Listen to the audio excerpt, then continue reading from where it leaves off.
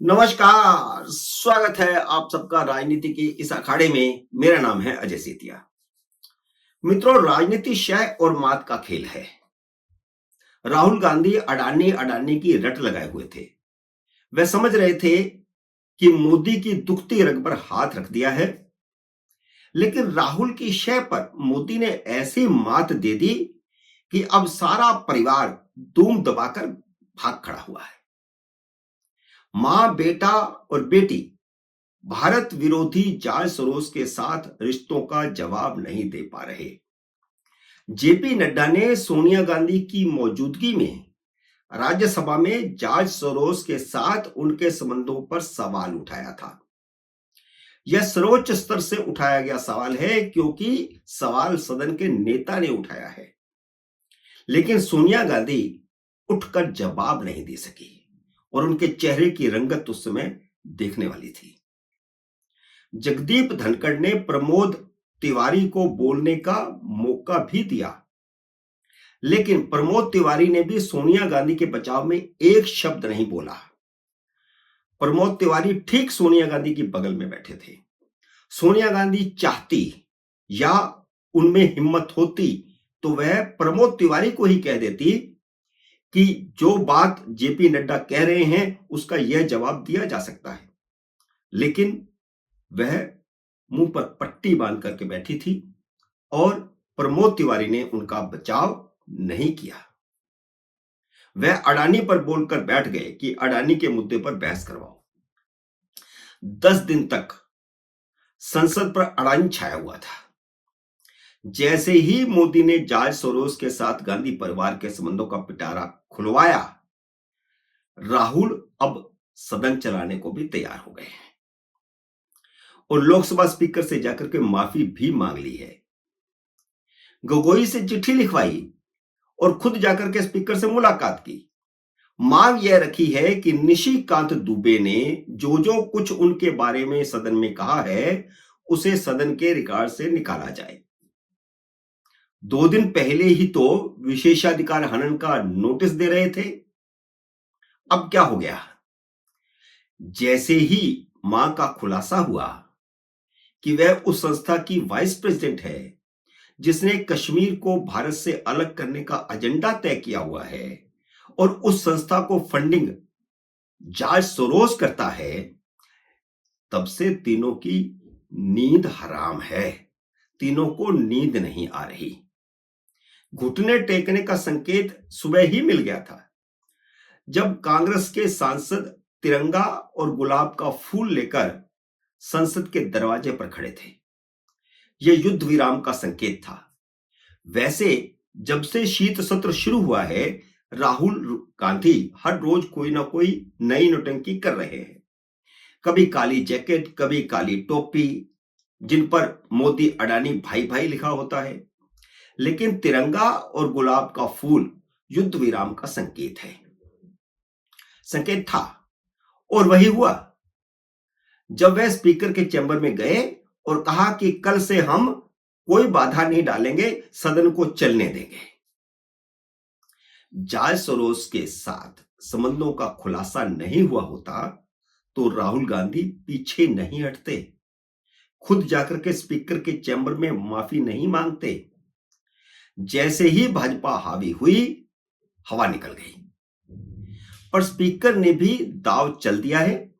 उन्होंने राहुल गांधी से कहा है कि उन्हें दुबे के जिस जिस शब्द पर आपत्ति है वह उसके बारे में उन्हें लिख करके थे। और ऊपर से ममता बनर्जी ने मोर्चा खोल दिया है। अब तक तो ममता इंडी अलायंस के नेतृत्व का मुद्दा उठा रही थी, लेकिन अब कल्याण बनर्जी को आगे करके सीधा कांग्रेस पर हमला कर दिया है। कल्याण बनर्जी ने मीडिया के सामने आकर के कहा कि कांग्रेस और भाजपा ने मजाक बना रखा है। कभी कांग्रेस संसद ठप कर देती है, कभी भाजपा। कभी कांग्रेस सदन को नहीं चलने देती, कभी भाजपा नहीं चलने देती। बाकी छोटे राजनीतिक दलों को कोई मौका ही नहीं दिया जा रहा, उनको सदन का सदस्य ही नहीं माना जा रहा। जब उनसे पूछा गया कि आप तो इंडिया अलायंस का हिस्सा हैं, आप कांग्रेस पर हमला कैसे कर रहे हैं? तो उन्होंने लगभग यही कहा कि भाड़ में गया इंडिया अलायंस। इंडिया अलायंस मेरे एजेंडे पर नहीं है। अब इसका मतलब क्या है? मतलब साफ है कि ममता को इंडिया अलायंस का नेतृत्व दोगे तो इंडिया अलायंस है, नहीं तो नहीं है।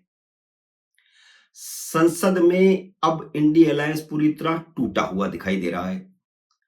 अब कांग्रेस के साथ इंडिया अलायंस की सिर्फ 3 पार्टियां खड़ी हुई दिखाई दे रही हैं, डीएमके, जेएमएम और सीपीएम। बाकी कोई भी दल अब कांग्रेस के साथ खड़ा नहीं हो रहा। उधर राज्यसभा में भी सभापति के खिलाफ अविश्वास प्रस्ताव के नाटक की हवा निकल गई है। मल्लिकार्जुन खड़गे सभापति जगदीप धनखड़ के खिलाफ अपनी भड़ास निकाल रहे हैं और जमकर निकाल रहे हैं। भड़ास निकालने का काम पिछले 10 दिन से चल रहा था। अविश्वास प्रस्ताव का नोटिस तब दिया जब सत्र खत्म होने में सिर्फ 10 दिन बाकी थे, जबकि अविश्वास प्रस्ताव के लिए 14 दिन का नोटिस देना जरूरी होता है। 15 दिन पहले नोटिस देते तो उस पर इसी सत्र में मत विभाजन भी होता। सदन तो आप नहीं चलने दे रहे थे और सभापति पर हमले भी कर रहे थे, तो आपने यह नोटिस अब क्यों दिया जब 10 दिन बाकी रह गए? विपक्ष ने अविश्वास प्रस्ताव का सिर्फ ड्रामा किया है, क्योंकि 20 दिसंबर को सत्र का समापन हो जाएगा। सत्र समाप्त तो प्रस्ताव भी समाप्त। अगर भाजपा ने 20 दिसंबर से पहले बहस और मत विभाजन का मन बना लिया तो अलग बात है। वैसे सरकार अगर मत विभाजन का मन बना ले तो अच्छा होगा। कांग्रेस पर संवैधानिक संस्थाओं पर हमले करने का एक और सबूत जुट जाएगा। पहले भी बहुत सबूत हैं। कांग्रेस और बाकी विपक्षी दल भी लगातार संवैधानिक संस्थाओं पर हमले कर रहे हैं। संविधान की कॉपी जरूर दिखाते हैं, संविधान पर बहस करवाने के लिए नोटिस जरूर देते हैं, लेकिन संविधान की और संवैधानिक संस्थाओं की कैसे धज्जियां उड़ाई जा रही हैं, इसके भी अनेक प्रमाण हैं। कभी सेना पर सवाल उठाना, कभी सुप्रीम कोर्ट पर सवाल उठाना, कभी चुनाव आयोग पर सवाल उठाना, कभी ईवीएम पर सवाल उठाना, कभी स्पीकर पर सवाल उठाना। अब तो देश के दूसरे सबसे बड़े संवैधानिक पद पर भी सवाल उठा दिया है। विपक्ष ने खुद ही मोदी को अंतिम हमला करने का मौका दे दिया है। राहुल गांधी ने खुद कहा है कि अब सदन चलने देंगे। अगर सदन चला तो संविधान के मुद्दे पर बहस होगी और इस पर सहमति बैठक में हुई थी और मांग खुद राहुल गांधी की थी, विपक्ष की थी। और बहस होगी तब मोदी 14 दिसंबर को लोकसभा में जवाब देंगे और 17 दिसंबर को राज्यसभा में जवाब देंगे और दोनों जगह पर वे गांधी परिवार के ऐसे धागे खोलेंगे कि देश की जनता देखती रहेगी। मित्रों, उम्मीद है मेरा यह वीडियो आपको पसंद आया होगा। इसे लाइक और शेयर कीजिए। अगर आपने मेरे यूट्यूब चैनल को अब तक सब्सक्राइब नहीं किया तो कृपया सब्सक्राइब करके अपना आशीर्वाद दीजिए। जल्दी मिलते हैं अगले वीडियो में किसी अन्य विषय के साथ। तब तक नमस्कार।